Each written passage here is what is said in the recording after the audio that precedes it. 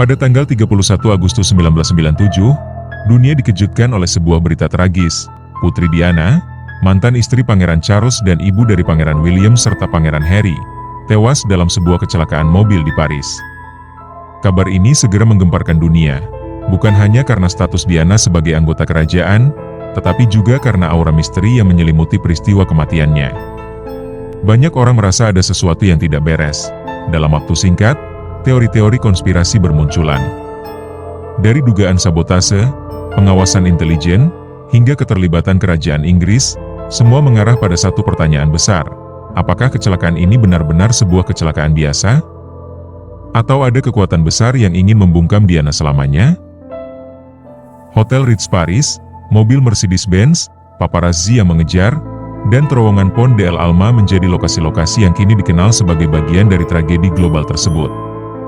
Namun, banyak kejanggalan yang belum terjawab hingga hari ini, lebih dari 2 dekade setelah kejadian itu. Sejumlah penyelidikan dilakukan, tetapi hasilnya tak mampu memuaskan rasa penasaran publik. Dalam video ini, kita akan menyelami ulang malam kematian Diana, mengupas bukti-bukti yang ada, menelaah teori-teori yang berkembang, dan mempertanyakan, apakah benar dunia telah diberi kebenaran? Atau ada cerita lain yang sengaja disembunyikan?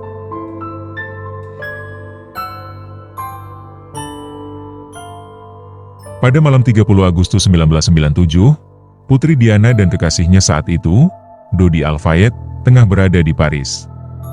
Mereka menginap di Hotel Ritz milik keluarga Al-Fayed. Untuk menghindari paparazzi, mereka memutuskan keluar melalui pintu belakang dan menaiki mobil Mercedes S280 yang dikemudikan oleh Henry Paul, wakil kepala keamanan hotel. Mobil melaju kencang untuk menghindari kejaran para fotografer. Namun, dalam hitungan menit, kendaraan itu menabrak pilar ke-13 di terowongan Pont de l'Alma. Dodi dan Henry Paul tewas seketika. Diana, yang masih hidup saat ditemukan, dilarikan ke rumah sakit, namun akhirnya dinyatakan meninggal dunia beberapa jam kemudian. Menurut laporan resmi, Henry Paul berada dalam kondisi mabuk dan mengemudi dengan kecepatan tinggi. Polisi Prancis menyimpulkan bahwa kecelakaan itu murni akibat kelalaian sang sopir dan gangguan dari paparazzi yang mengejar.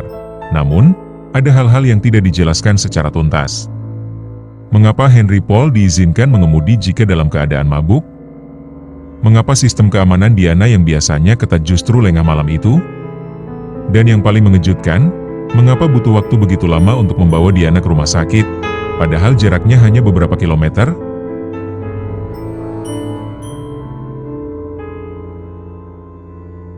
Salah satu hal yang menjadi bahan bakar konspirasi adalah dugaan keterlibatan Dinas Intelijen Inggris, MI6. Mantan agen intelijen, Richard Tomlinson, pernah mengklaim bahwa MI6 memiliki dokumen tentang rencana pembunuhan serupa terhadap tokoh-tokoh tertentu dengan menggunakan metode kecelakaan mobil di terowongan.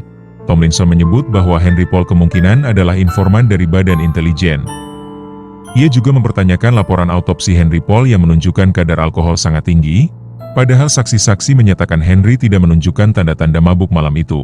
Selain itu, ada spekulasi bahwa sistem pengawasan CCTV di sekitar lokasi kecelakaan tidak aktif atau tidak berfungsi saat kejadian berlangsung. Ini memicu kecurigaan bahwa ada upaya sistematis untuk menutupi sesuatu. Bahkan, Mohammed Al-Fayed, ayah Dodi, secara terbuka menyatakan bahwa kecelakaan tersebut adalah hasil konspirasi untuk mencegah Putri Diana menikah dengan putranya, seorang Muslim. Menurutnya, keluarga kerajaan Inggris tidak bisa menerima fakta bahwa ibu dari calon raja Inggris sedang menjalin hubungan dengan seorang non-Kristen.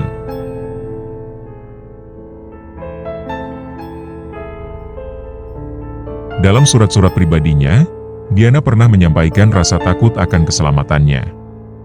Salah satu surat yang mencuat ke publik menyebut bahwa ia khawatir seseorang akan mengatur kecelakaan mobil untuk menghilangkannya. Surat itu ditulis hanya beberapa bulan sebelum kematiannya. Diana juga pernah mengatakan kepada teman-teman terdekatnya bahwa ia tengah mengumpulkan informasi sensitif mengenai aktivitas dalam keluarga kerajaan dan militer Inggris. Ia bahkan dikabarkan sedang menyiapkan semacam pengungkapan besar terkait perdagangan senjata dan aktivitas gelap lainnya. Bahkan sebelum kematiannya, Diana sudah menjadi duri dalam daging bagi kalangan kerajaan.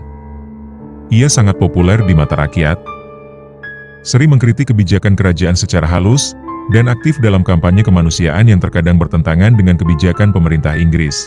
Dengan semua hal itu, Wajar jika muncul kecurigaan bahwa ada pihak-pihak yang menganggap Diana terlalu berbahaya untuk dibiarkan hidup.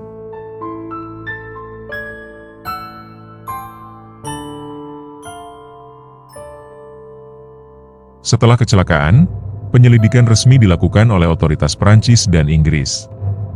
Operasi besar bernama Operation Paget dilakukan oleh Kepolisian Metropolitan London selama bertahun-tahun dan menghabiskan dana jutaan pound sterling. Kesimpulannya, kematian Diana adalah kecelakaan tragis yang tidak disengaja.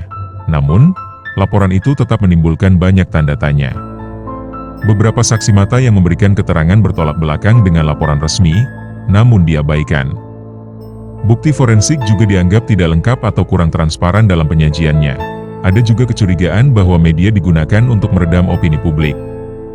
Media Inggris yang sebelumnya agresif dalam mengungkap kehidupan pribadi Diana tiba-tiba menjadi sangat berhati-hati dan mengikuti narasi resmi. Sebagian besar publik merasa bahwa penyelidikan tersebut tidak menyentuh aspek konspiratif sama sekali. Fokus utama hanya pada paparazzi dan kondisi Henry Paul, tanpa mendalami kemungkinan adanya campur tangan pihak ketiga.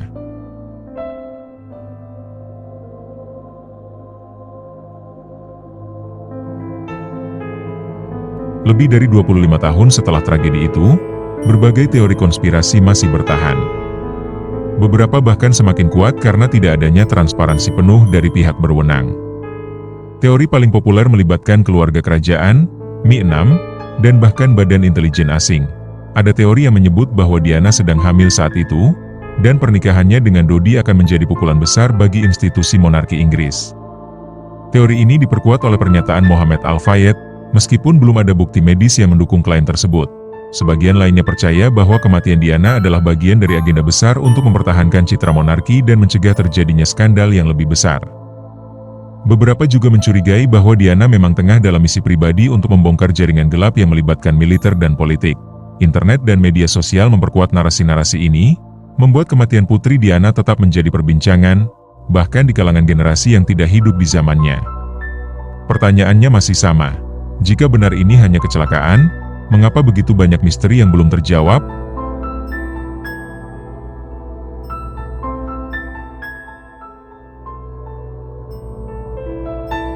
Kematian Putri Diana bukan sekadar peristiwa tragis.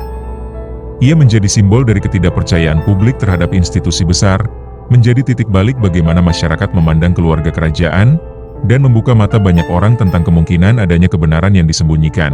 Apakah Diana tewas karena kelalaian? Atau ia menjadi korban dari permainan kekuasaan yang sangat gelap? Hingga kini, belum ada jawaban pasti yang bisa memuaskan seluruh pihak.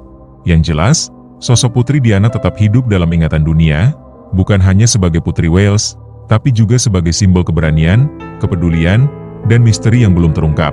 Dan bagi banyak orang, misteri itu akan terus hidup, sampai kebenaran yang sesungguhnya akhirnya terungkap.